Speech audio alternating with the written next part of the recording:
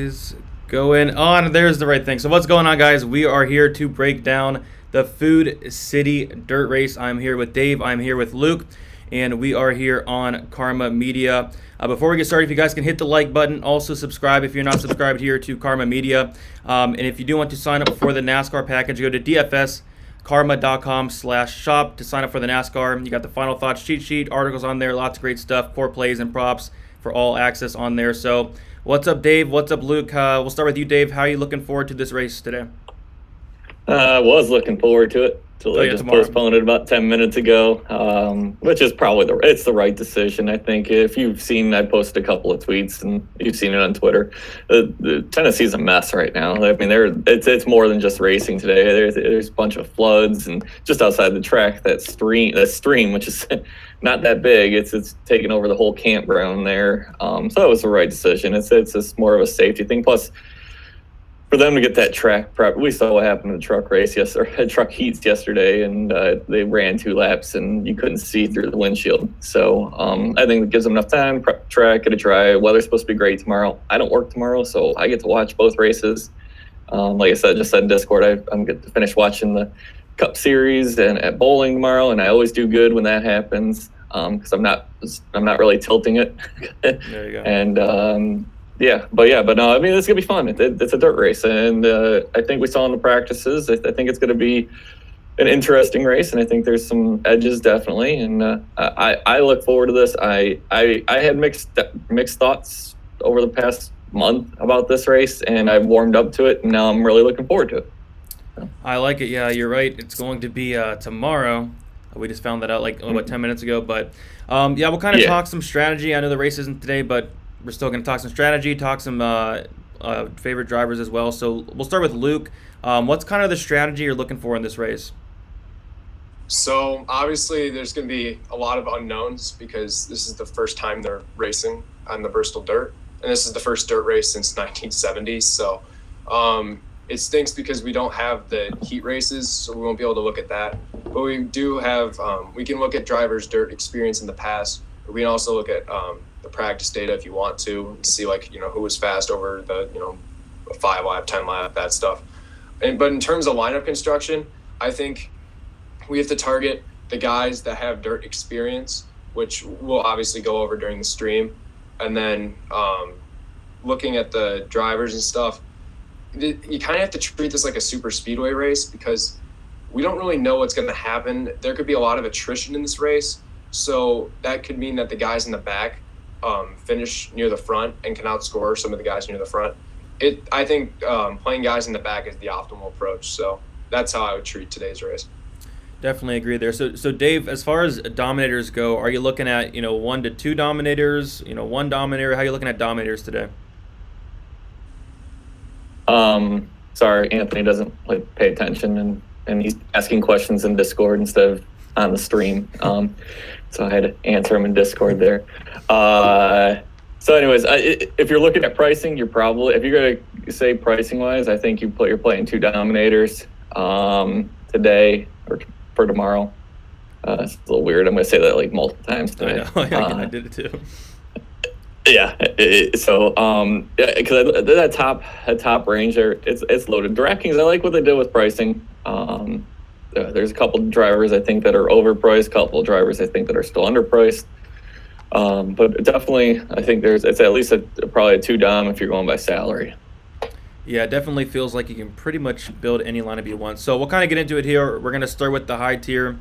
We'll kick it over to Luke. Who is your favorite cash play in that high tier?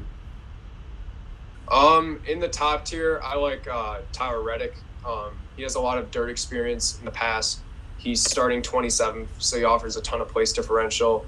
I don't really see a reason why you'd want to avoid him in cash games because I think he's a pretty safe option that has top 5 upsides. So I think for cash games with top tier, it has to be Tyler Reddick.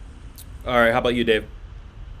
Yep, I'm going to be on board with a lot of other people, and I am playing Kyle Larson tomorrow. I really don't care that he's going to go to the back and he scored from the pole position because this race is 250 laps long. If you look at the practice data, which I'm weighing heavily on more than I am dirt experience, especially the fall off. I love to look at fall off and see how drivers, especially with the tire wear. I don't know if anyone saw I know we did, but anyone who's listening saw how bad the tire wear was yet on Friday. Guys who manage their tires like Larson, if you saw Larson's fall off, I think Larson's fall off from in the second practice from 5 lap to 30 lap was like 0.2 of a second, whereas other guys are dropping like 0.5 of a second, 0.7 of a second. He's got it, and you're this is gonna be like a 2-dom race. In tournaments, you're gonna be playing someone like a Kyle Busch or a Denny Hamlin to lead early. But I expect Larson to be leading before the second stage is over. I like it. So as far as GPP plays, tournament plays, Luke, who is your favorite GPP play up in that high tier? In the top tier, I kind of like Stenhouse because he's priced in between Reddick and Briscoe, and both of them are starting deeper. So I think a lot of people will play Reddick and Briscoe over Stenhouse.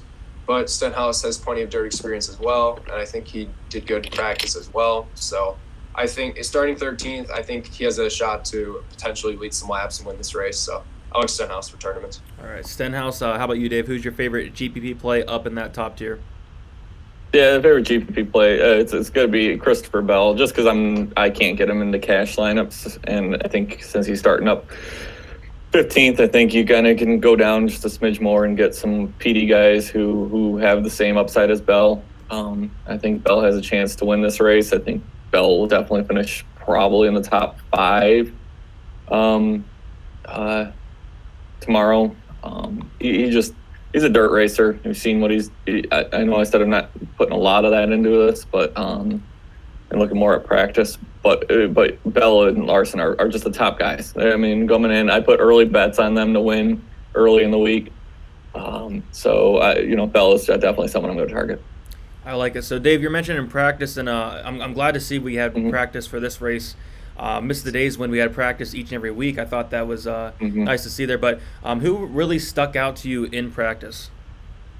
Yeah, I mean, there's a few guys that probably wouldn't have looked at, had they not done well in practice. But you saw someone like Chase Elliott did good, and Tyler Reddick. I mean, Tyler Reddick was just phenomenal. I know you're gonna like him, but someone like, I guess we'll get down to it. I was gonna kind of save it for the low tier, but someone like a Cole Custer or an Eric Almirola. Their fall off speeds were great, and those guys are probably guys that wasn't going to really look at this week. And now with this practice data and falling off and the fall off data, I think that puts those guys in play. And someone like Corey LaJoy, I know that's going to probably be one of our chalk guys this weekend.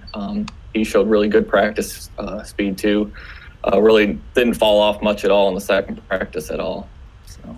Yeah, but it definitely helps. It's one of those things, and it's so hard to remember what practice was like over a year ago when you're able to look at these. And this is where you can find those value guys, those guys. I mean, normally a normal track, this dirt track, so we're looking for everyone.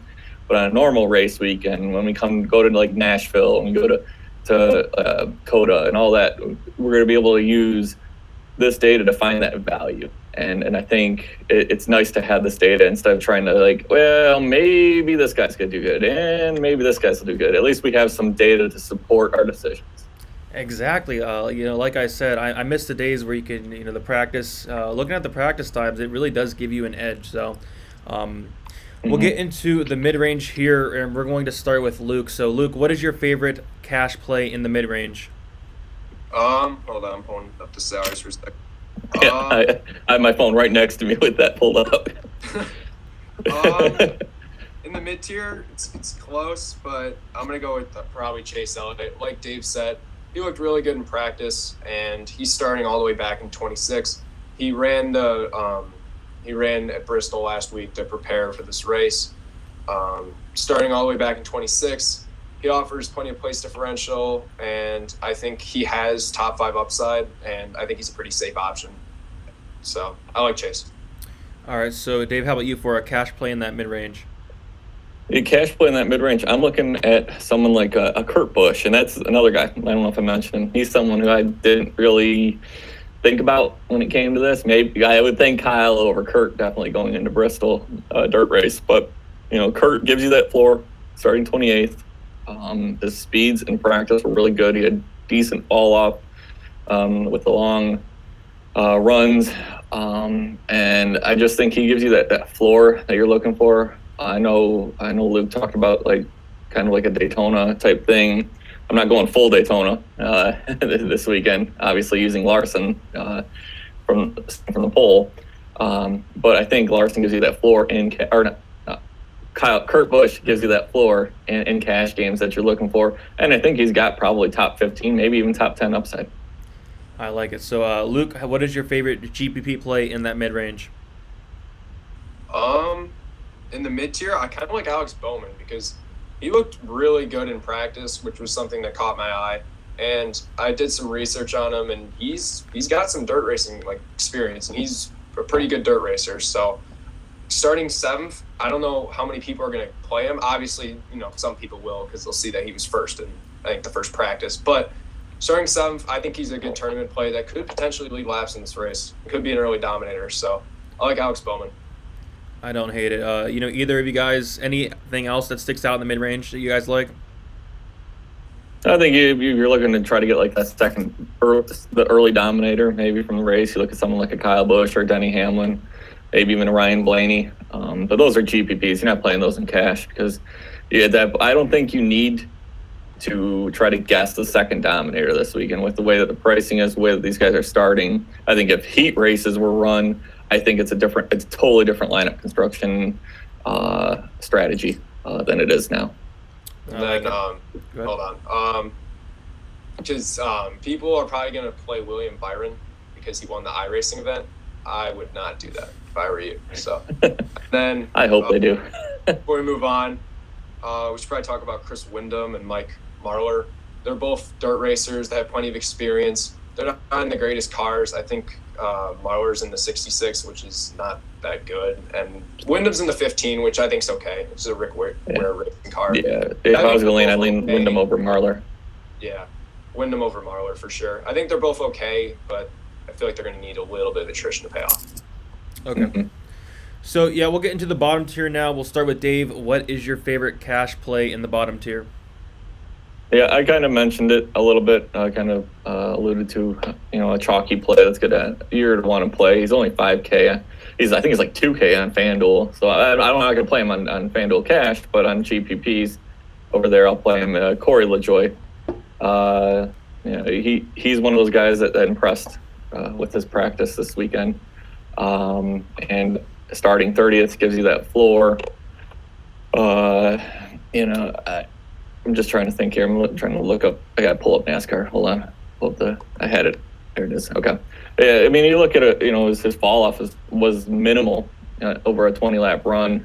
And that's what I'm looking for. You're going to have, I think it's it's basically 5 50-lap segments is what this race is going to end up breaking down to with the extra competition cautions. And so I'm looking at guys that are going to hang on and move up as these other guys who wore out their tires are falling back. And Corey LaJoie at 5K allows you to do a lot with your lineup. Yeah, I like LaJoie a lot. So, Luke, what is your favorite cash play in the bottom tier? Yeah, I definitely agree with Dave on LaJoie. He's really cheap. But I think it's tough because I'll probably go with oh my gosh, so close. I'm going to go with Ty Dillon. He's starting 39th. I mean, he can't go backwards. He has some dirt racing experience. I think he has some truck starts at Eldora, and he had some good finishes. Starting 39th, obviously, he offers plenty of place differential, and he can't kill you starting last. So I think in that price range, he's probably the safest play for cash games. I think in tournaments, you can get away from him because I don't know if he has the upside compared to some of the other guys like Newman and guys like that. But I think for cash games, I think Ty Dillon's the guy. Yeah, good point there. So as far as GPP plays go, Dave, who is your favorite GPP play in the bottom tier? Favorite GPP play in the bottom tier. All right. Probably Ryan Newman. Starts 14th. I think starts a little too high up for cash games. Maybe on FanDuel, I can see you playing him. I think it's like 5K in FanDuel. I made a lot of FanDuel. I almost always just don't even play FanDuel. This weekend I think I'm playing like 15 or 20 GPP lines in the big tournament just for fun. There you go. And Ryan Newman's I think 5K over there. Yeah, I think he's got dirt background. He's the kind of guy I'd like to see at Bristol no matter what. And now you're on the dirt where it's going to be harder to even pass. And Ryan Newman is he's like, I've seen this meme on Twitter, but he's like that ship in the Suez Canal right now. You can't get by at all. So Ryan Newman's gonna be my GPP play over there in DraftKings. I like it. So Luke, what is your favorite GPP play on the bottom tier? Kind of like Cole Custer. He's 5,500, which is pretty affordable. He looked good in practice, like Dave said. He finally worked last week. He scored. He actually got a good fantasy day. So if I play him today or tomorrow, he'll do nothing. But yeah, I think at 5,500, he doesn't have a ton of dirt experience, but again, he looked good in practice. So I think starting 21st, could finish inside top 15. I think he's a good value play. All right, so we do have a question in the chat. So Dave, Benjamin is asking, Larson is starting in the back. Is he being scored from the back or front in fantasy points? No, it's being scored from the pole. But like I talked about, I'm normally at that point I'd be getting off a guy if that was the case. With Larson at Bristol Dirt, 250 laps, I will play Kyle Larson with about half the field. So he's probably gonna be the highest owned driver tomorrow. I'm between him because I just think there's Larson and then there's Bell, Briscoe, and Reddick, and I think they're gonna be the next one. And then you got your value, but I think Larson is gonna be the guy that most people play in cash. I like it. And so that's why you got to play. Like I said before, I think he's in the lead before stage 2 is over. He's just that good. Yeah. Do you think going to the back's going to scare some people off of him possibly? I hope so. Sure. That's what I was thinking. But yeah, I'm fine with that. He's probably be one of my higher owned drivers in tournaments too. I'll go down with that ship. I don't care. Honestly, I think this is probably better than probably if the heat races would have run, because then he would have, probably would have won his heat race. I can't remember where he was starting. I think he was starting near the back, so maybe not. Maybe he was starting near the front. And with the point system and the heat race, I think he would have started probably in like the teens. So probably still would have gotten, ownership. Mm-hmm. So I think this is honestly, I kind of like this, Yeah. and I like that he blew his engine in practice because. This is where practice actually comes into play. We had no practice, and he had this engine issue during the race. 80% of the people would be bitching and moaning on Twitter about playing Kyle Larson and this thing blowing up, 10 laps in. So it's just another thing. I want practice back. Please bring practice back next. I know it won't happen this year. Next year, please. Yep, I'm with you.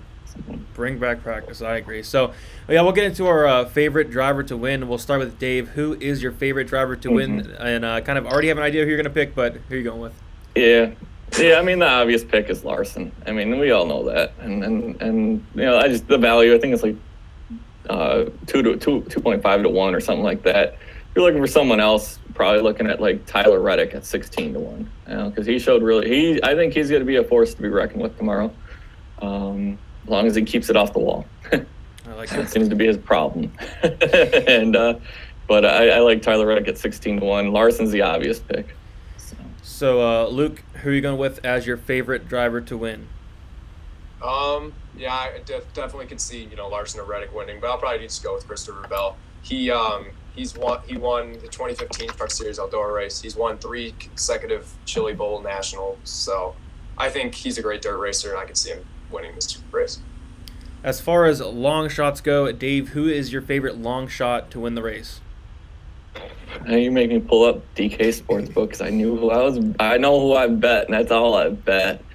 Other than some matchups, I bet some matchups because there was I was really wishing Newman would have made that race or the truck race. That's the only disappointment about the heat races not running yesterday is because Newman doesn't make the race, and he was matched up against Truex, I think, and it was like that's the easiest win in the world right there, and that's unfortunate. But Hold on, let me pull it up. Let me look. All right. Maybe Ricky Stenhouse at 25-1. Stenhouse.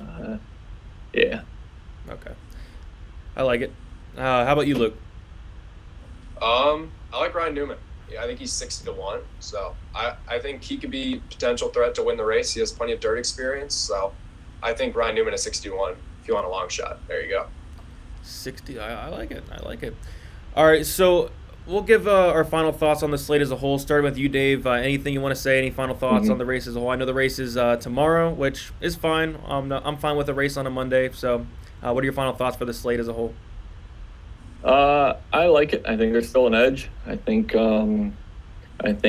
people are not going to pay attention to a lot of things that they could have used this weekend. And like Luke said, I think we're going to see probably higher ownership on Byron than you would have had he not dominated the I race on Wednesday. I think there's an edge this weekend. I'm playing it. I'm playing my 150 lineups again. But I'm also playing a lot of cash. I think there's a cash edge too this week. So, yeah, I like the slate as a whole, including the truck race. I like the truck race too. Definitely agree there. Luke, final thoughts on the slate as a whole? Yeah, I'm excited. Not even just for the slate. I think the race is going to be great. I'm excited for the race. I think this slate's great because I think if you don't do your research, you could miss on certain drivers, like Ryan Newman maybe, or Bubba Wallace. So yeah, I think there's definitely an edge this week if you do your research. So, and we have practice data finally. So I'm excited. I'm looking forward to it, and the truck race as well. Yeah, I feel like this race is probably the biggest edge we're going to get so far this year. I know we get some decent edges for, races like Talladega, Daytona, but if you put in the work, I mean, there's a lot of edges this week for sure, and you guys definitely did that and had some good info today. So you can follow Dave on Twitter at DavidJR831. You can follow Luke on Twitter at DFS_NASCAR zone. You can follow me on Twitter, DFS_numbers. Make sure you guys hit the like button, subscribe if you are not subscribed to Karma Media. Go check out the website. Go to dfskarma.com/shop and sign up for the NASCAR package today. And with that said, guys, enjoy the race. It should be fun. It should be a good one, and we're going to hopefully kill it tomorrow. So good luck, guys, and good